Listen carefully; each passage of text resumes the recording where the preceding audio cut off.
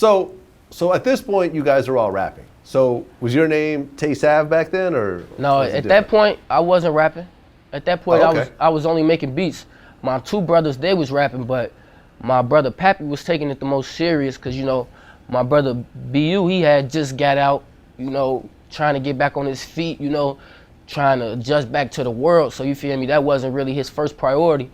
But once he seen how it was actually starting to impact people on the north side and actually take, you know, people was actually starting to notice this, he started understanding, like, this is what we need to do to get us where we need to go. Okay.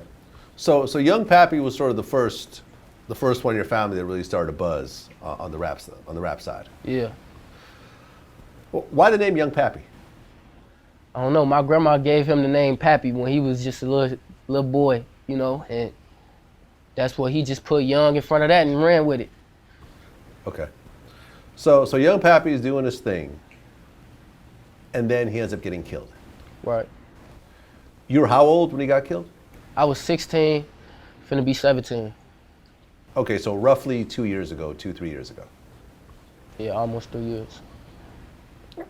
You talked about when your brother got killed, it wasn't a total shock to you. Right. Explain that.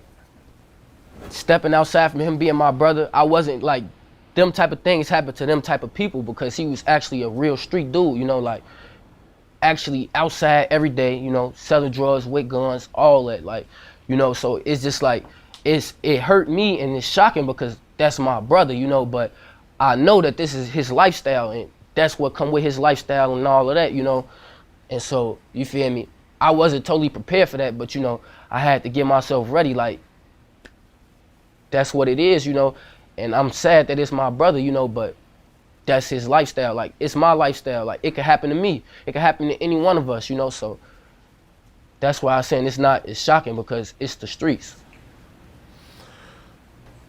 Do you know the situation around your brother getting killed? I mean, I wasn't there, so at the end of the day, I'll never know, because I wasn't there. But at the end of the day, the streets talk.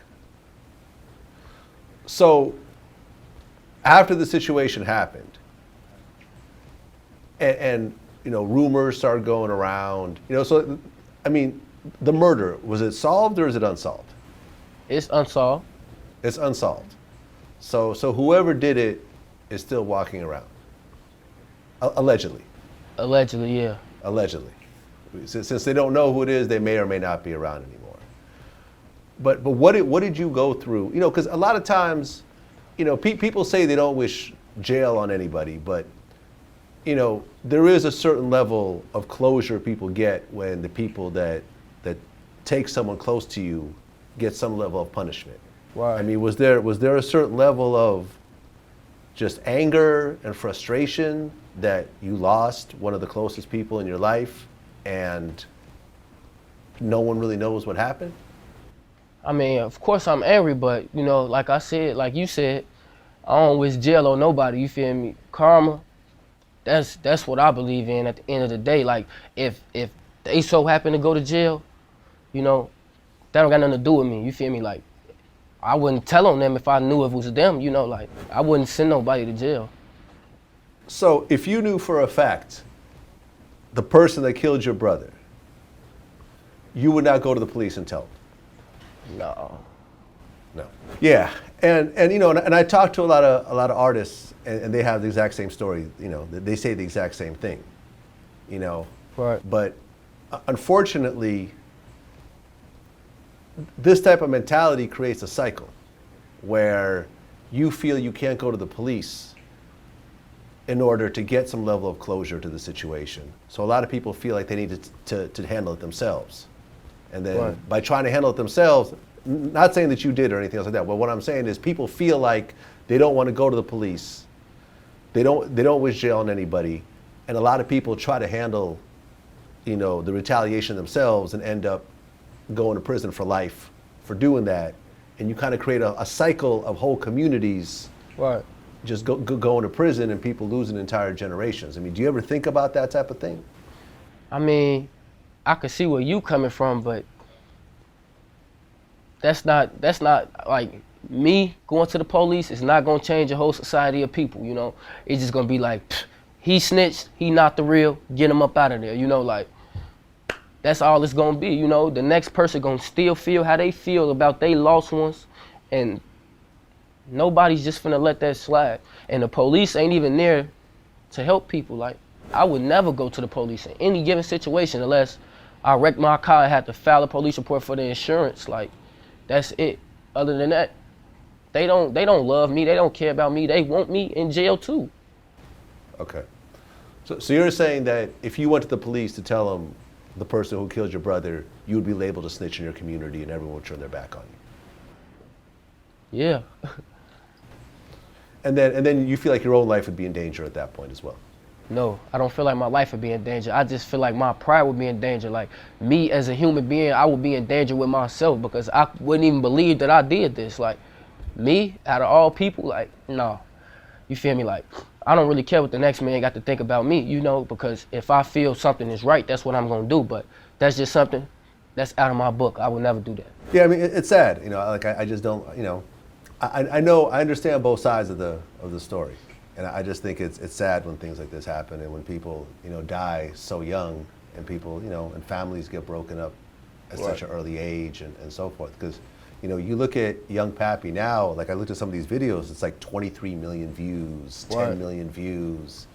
It's like, it seemed like people were really fucking with him. Yeah. And, you know, it seemed like he had a long career ahead of him that never got to get realized. Yeah, I'll say that too, you know, like, because what we had planned was way greater than what we put out, you know, the type of status he would have now, you know, and his work ethic and the talent that he had, like, nobody gonna be able to ever match that. Do you feel that after your brother, Young Pappy, got killed, that people started to fuck with his music more? Yeah, I'll say that because, you know, that was like basically a kind of recognition, you know. Once he got killed, people was recognizing who that was, you know, going to look him up, seeing, and they like, damn, you know, he going crazy, they can't believe it. So I say that, but you know, before he got killed, I say they were starting to notice too. Okay. I mean, after he got killed, do you think that you calmed down when it comes to being in the streets, or do you think that you went harder? I mean, I'll say it changed the way I think, you know. I just can't react off impulse, you feel me? I know that. That's the type of person my brother was, and I like to learn from people's mistakes. He a hothead. I never been that type of person anyway, but I say, you know,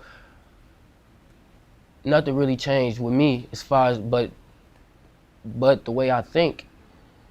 Cause at the end of the day, I'm still be in the streets, you know, doing wrong.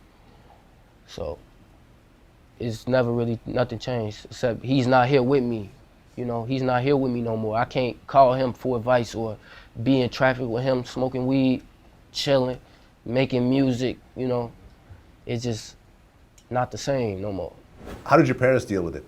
I don't even know how to describe it, you know. I can't tell you the type of pain they felt behind that, you know. That's just, I can't even tell you how they dealt with that because I never felt that pain, you know. It's just like they trying to live their life as best as they can, you know, and try to relieve some of that pain off them by doing things that they know that he would want them to do.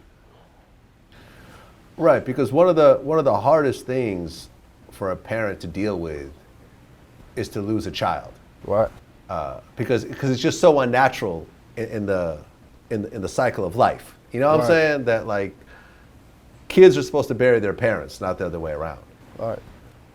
And when that happens, it's you know, you don't end up walking away as the same person anymore. I mean, do you remember having to console your mom and your mom crying over that and everything? Oh yeah. I definitely remember that, you know. But I don't really like to, you feel me, go back to that chapter in my life because, you know, we trying to move forward and, you know, the pain still feel fresh. We just trying to wake up tomorrow and it be a little less heavy on my heart, you know. Now, what about your other brother, Budouble? Like, how did he take that? I say he took it real hard. That's his first little brother, you know. And you know, he'll probably feel like it'll be his fault because he introduced him to this lifestyle, you feel me? But I wouldn't really say that myself, like it's his fault or nothing, you know, but that's his first little brother, you know. He loved him, taught him everything he know. They did everything together, so he took it real hard. Okay, so Pappy was the middle child. It's 8 of us in total. Oh, eight of y'all. Okay. Right. We 3 of the last 4. Well, no. Okay. We 4 of the last 5. Okay.